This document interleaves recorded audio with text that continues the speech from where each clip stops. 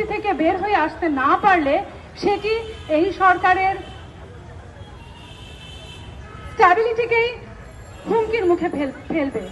এইসব প্রবণতা এখনই আইনিভাবে বন্ধ করা না গেলে সেটি সমাজের বিভিন্ন বর্গের মধ্যে গণতন্ত্রের প্রশ্নে ঐক্যমতের সম্ভাবনাকেই ধ্বংস করবে।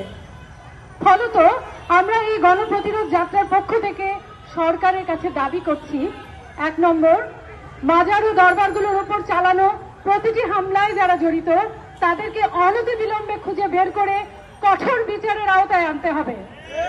যেহেতু সরকার ইতোমধ্যেই তাদের বিচারের আওতায় আনার ঘোষণা দিয়েছে, ফলে আমরা সেই ঘোষণা অবিলম্বে বাস্তবায়ন করা শুরু হয়েছে কিনা সেটা দেখতে চাই।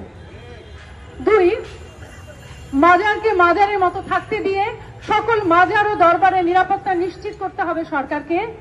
ভেঙে ফেলা প্রত্যেকটি মাজার সরকারের পক্ষ থেকে পুনর্নির্মাণ করে দিতে হবে। ৩ নম্বর দাবি, মাজারের উপর হামলার কারণে যারা আহত হয়েছেন তাদের চিকিৎসার ব্যয়ভার সরকারকে নিতে হবে। এক্ষেত্রে নিহত ব্যক্তির পরিবারকে সম্মানজনক ক্ষতিপূরণ ও ন্যায় বিচারের ব্যবস্থা করতে হবে। ৪ নম্বর, সকল প্রকার মব জাস্টিস, পুলিশিং, নারী বিদ্বেষী প্রচারণা বন্ধে সরকারকে কঠোর হতে হবে এবং যারা এগুলো করছে তাদের বিরুদ্ধে দ্রুততম সময়ে আইনি ব্যবস্থা নিতে হবে। এবং ৫ নম্বর, সরকারের পক্ষ থেকে এই ঘোষণা দিতে হবে এবং এটি নিশ্চিত করতে হবে যে শুধুমাত্র ভিন্ন মতের হওয়ার কারণে কিংবা যে কোনো মাধ্যমে যে কোনো প্রকার ভালো বা মন্দ কথা বা উক্তির জন্য কেউ কারো ওপর হামলা করতে পারবে না। হামলা করলে সরকার তার বিরুদ্ধে কঠোরতম ব্যবস্থা নেবে। গণ পদযাত্রার সম্মানিত সভাপতি, উপস্থিত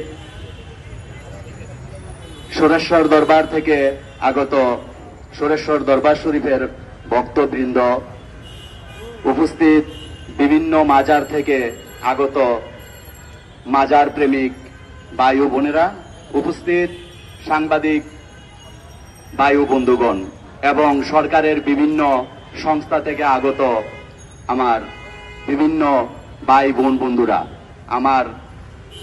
আমি শাহ শফিউদ্দিন মোহাম্মদ চিস্তি নিজামী বাংলাদেশ তরিকত পরিষদের পক্ষ থেকে আপনাদের সকলকে সালাম জানাচ্ছি। আসসালামু আলাইকুম ওয়া রাহমাতুল্লাহি ওয়া বারাকাতুহু। আজ আমরা বড় উদ্বিগ্ন এবং উৎকণ্ঠার মধ্যে আপনাদের সম্মুখে উপস্থিত হয়েছি। আজ বাংলাদেশের যে অন্তর্বর্তীকালীন সরকার প্রতিষ্ঠিত হয়েছে যে গণ আন্দোলনের মাধ্যমে, সেই বৈষম্য বিরোধী আন্দোলনের ফসল হচ্ছে বর্তমান অন্তর্বর্তীকালীন সরকার। উপস্থিত আশেকানে আউলিয়া এবং বাংলাদেশের সর্বস্তরের জনগণ যারা আজকে সমাবেশে উপস্থিত হয়েছেন, সবাইকে আশেকানে আউলিয়া ঐক্য পরিষদ বাংলাদেশের পক্ষ থেকে জানাই ভক্তিপূর্ণ সালাম ও শুভেচ্ছা। বন্ধুগণ, আমরা দেখেছি গত 5ই আগস্ট সরকার পরিবর্তনের পরে একটা সুযোগ সন্ধানী মহল ছাত্র আন্দোলন এবং গণঅভ্যুত্থানের সুযোগ নিয়ে সারা দেশে তরিকাপন্থী বিভিন্ন মাজার দরবারে লাগাতার তারা হামলা চালিয়ে যাচ্ছে। একের পর এক হামলায় বিভিন্ন মাজারে তারা অগ্নিসংযোগ, হত্যা, ভাঙচুর সহ সন্ত্রাসী কার্যকলাপে মেতে উঠেছে। তার বিরুদ্ধে আজকে সারা দেশে যারা আশেকান আছে, বিভিন্ন অলিয়া উলিয়ার আশেকান, দরবার শরীফের আশেকান, ভক্ত মুরিদান যারা আছে, সবাই বিষয়টা নিয়ে মর্মাহত এবং চিন্তিত।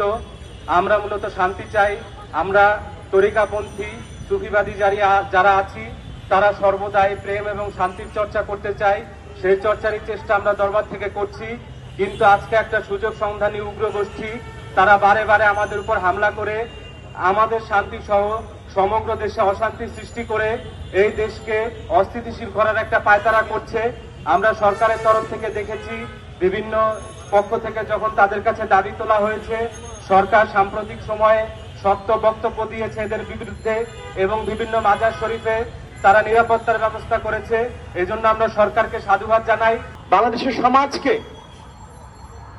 যে বিভাজনের মধ্যে ফেলে ফ্যাসিবাদ কায়েম ছিল, হাসিনা শাহী কায়েম ছিল, সেকুলার বনাম ফান্ডামেন্টালিস্ট, মৌলবাদ বনাম ধর্মনিরপেক্ষতা, এইসব ভুলভাল এবং জুলুমিয়াতের যে বিভাজন নীতি সেই বিভাজনের নীতিকে এই অভ্যুত্থান পরাস্ত করেছে বলেই আজকে বাংলাদেশ এই হাসিনা জুলুমশাহী মুক্ত হয়েছে।